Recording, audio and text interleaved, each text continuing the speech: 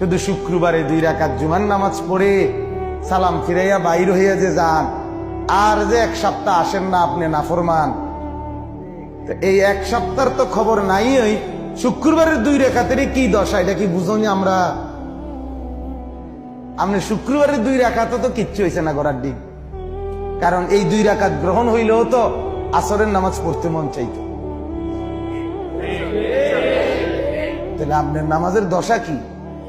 হ্যাঁ, আপনি হাজিরা দেন আইসা আল্লাহকে বুঝান, ঠাট্টা করেন আল্লাহর সাথে, মস্কারি করেন আল্লাহর সাথে, আল্লাহকে সোজা মনে করছেন, বোকা মনে করছেন। নাউযুবিল্লাহ। কি ভাবছেন মিয়া? কি ভাবছেন? কি ভাবছেন? একটা বিল্ডিং এর ঘরে থাকেন, কয়টা টাকা রোজগার করেন, আর এই ফাঙ্গাস তেলাপিয়া ফার্মের মুরকার কক মুরকা দিয়া ভাত খান, ধন্যপাতা কাঁচা মরিচ টমাটো আলুর ভর্তা, এটা দিয়ে নিজেকে খুব বুদ্ধিমান মনে করছেন না? খুব সুখের জিন্দেগি মনে করছেন। বোকার মধ্যে আছেন, বোকার মধ্যে। নাফরমান বোকা থাকে, নাফরমান বেকুব থাকে, নাফরমান অজ্ঞ থাকে, নাফরমান মূর্খ থাকে।